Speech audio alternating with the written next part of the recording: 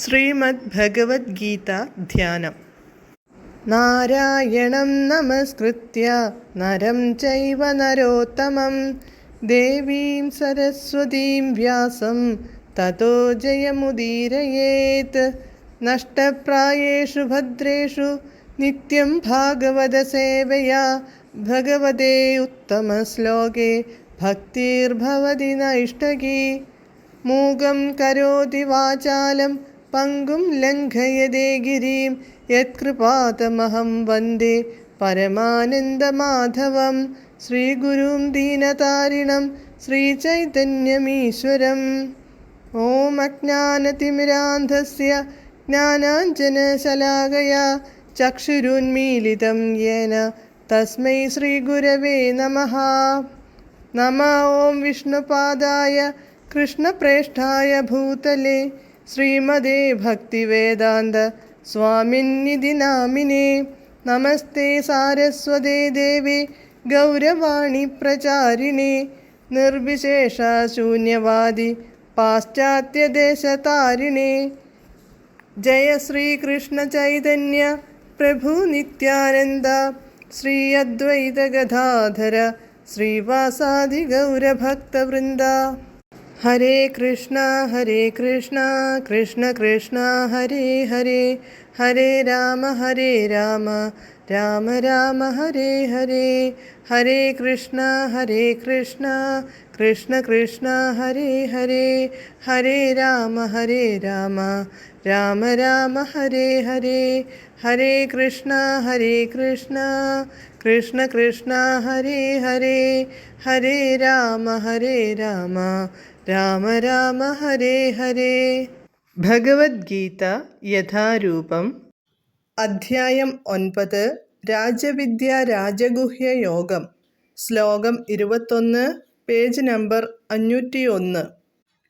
തേതം ഭുക്ത്വാ സ്വർഗലോകം വിശാലം ക്ഷീണേ പുണ്യേ മർത്യലോകം വിശന്തി. ഏവം ത്രയീ ധർമ്മമനുപ്രപന്ന ഗദാഗദം കാമകാമാ ലഭന്തേ. പദാനുപദം. തേ അവർ, വിശാലം വിശാലമായ, തം സ്വർഗലോകം ആ സ്വർഗലോകത്തെ, ഭുക്ത്വാ ഭുജിച്ചിട്ട് അനുഭവിച്ചിട്ട്, പുണ്യേ ക്ഷീണേ പുണ്യം ക്ഷയിക്കുമ്പോൾ, മർത്യലോകം മർത്യലോകത്തെ, വിശന്തി പ്രാപിക്കുന്നു. ഏവം ഇപ്രകാരം, ത്രയീധർമ്മം വേദത്രയധർമ്മത്തെ, അനുപ്രപന്ന അനുസരിക്കുന്നവരായ, കാമകാമ കാമകാമന്മാർക്ക്, ഭോഗേച്ഛുക്കൾക്ക്, ഗതാഗതം ജനന മരണങ്ങളെ പോക്കും വരവും, ലഭന്തേ ലഭിക്കുന്നു. വിവർത്തനം. ഇങ്ങനെ സ്വർഗീയങ്ങളായ ഇന്ദ്രിയ സുഖങ്ങൾ ഒട്ടേറെ അനുഭവിച്ച് തങ്ങൾ ചെയ്ത പുണ്യകർമ്മങ്ങളുടെ ഫലമെല്ലാം നഷ്ടപ്പെടുമ്പോൾ അവർ ഈ നശ്വരമായ ഭൂമിയിലേക്ക് തിരിച്ചു വരുന്നു. വേദത്രയ പ്രമാണങ്ങളിലുറച്ചു നിൽക്കുന്ന സുഖാനുഭോഗാന്വേഷികൾക്ക് ജന്മമൃത്യു പരമ്പരയല്ലാതെ മറ്റൊന്നും കിട്ടാനില്ല. ഭാവാർത്ഥം. ഉന്നത ഗ്രഹങ്ങളിലേക്ക് സ്ഥാനക്കയറ്റം കിട്ടുന്നവർക്ക് ദീർഘജീവിതം ആസ്വദിക്കുന്നതോടൊപ്പം ഇന്ദ്രിയ സുഖങ്ങൾക്കുള്ള നല്ല സുഖസൗകര്യങ്ങളും ലഭിക്കുന്നു. പക്ഷേ അവിടെ ചിരകാലം അവർക്ക് താമസിക്കാൻ സാധിക്കുകയില്ല. പുണ്യകർമ്മങ്ങളുടെ ഫലമെല്ലാം നഷ്ടപ്പെടുമ്പോൾ ഈ ഭൂമിയിലേക്ക് അയക്കപ്പെടുന്നു.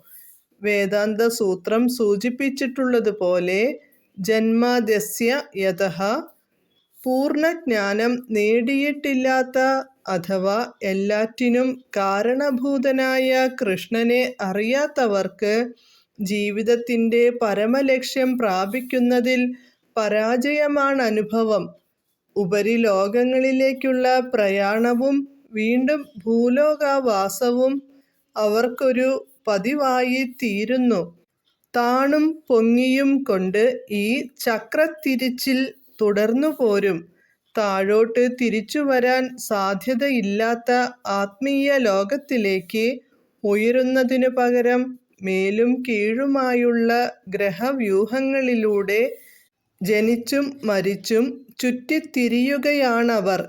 സച്ചിദാനന്ദാത്മകമായൊരു ശാശ്വത ജീവിതമനുഭവിക്കാനും പിന്നീടൊരിക്കലും ക്ലേശപൂരിതമായ ഭൗതിക ലോകത്തിലേക്ക് തിരിച്ചുവരാതെ കഴിക്കാനും വേണ്ടി ആധ്യാത്മിക ലോകം തേടുകയാണ് ഏവരും ചെയ്യേണ്ടത്.